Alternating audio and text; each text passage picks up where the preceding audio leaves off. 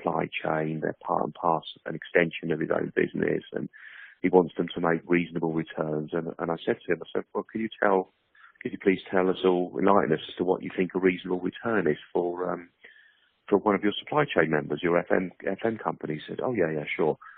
Somewhere between 2 and 3%. Right. And I said to him, do you actually think that they make 2 or 3%? Do you actually think they make that? He said, well, yeah. I said, well, you're totally naive. I said, because they carry a 10% overhead. Mm. How can they quote something at 2 or 3%, and carry a 3%, a 10% overhead? So all that is margin dilutive to the overall group. So you think they're making 3%. They might have quoted at 3%, but they're going to find a way of taking that 3% and taking it to 15%, because that's what they need to do in order to cover their 10% overheads. Because their 10% overheads, there's always 10% overheads. It's never it's never volume dependent, and the percentage goes down for whatever reason in the industry. It always goes up in line with revenue. I don't know why. It just always is. It always does. Yeah. Clients are more demanding. You've got to innovate. You've got to have a help desk. You've got to introduce technology. You've got to invest in this. You've got to invest in that. And things change. You've got to have those things in your armory in order to win the business. So it's totally naive that anyone can quote a contract at 5%. Any of those big PLCs can quote a contract at 5 or 6%, and that's the margins they're going in at.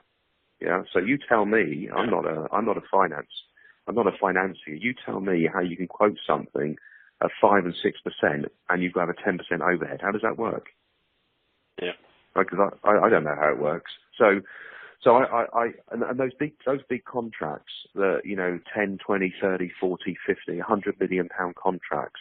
The difference of Interserve being in at 4% and Mighty being in at 5% and Serco being at 6% or 7%, that's big money for them. So from a procurement perspective, they're always going to take the lowest price and put the responsibility down to the contractor to manage the issue.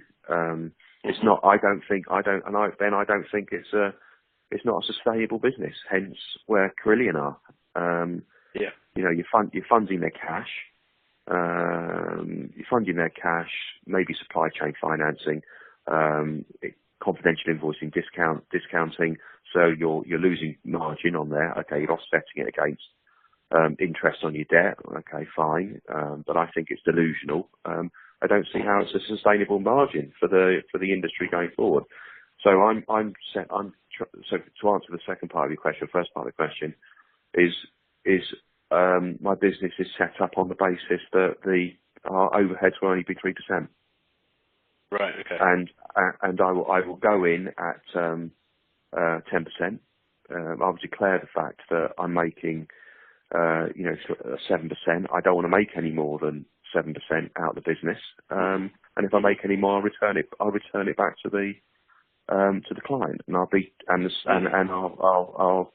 perhaps I'll return some also in a John Lewis style back to the staff as well, which I think clients like that sort of whole ethos of partnership, and that's the difference. I think you can do that when you're a small organisation. You can set your culture and your ethics. I think it's difficult to change a big ship that's a self-delivery capability that has to make a margin, a return for its shareholders.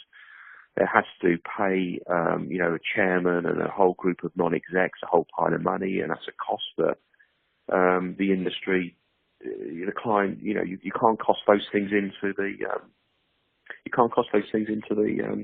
into the contract. So it's a and of course, there are always some cash cows, aren't there? I mean, Interserve will have some cash cows. Some of that old PFI stuff, public sector stuff, will be good margins. The older stuff is good. The newer stuff isn't so good. And as that runs out, you're hoping that the newer stuff, the margin over a period of time is increasing. It's a very difficult one to call. It's so difficult.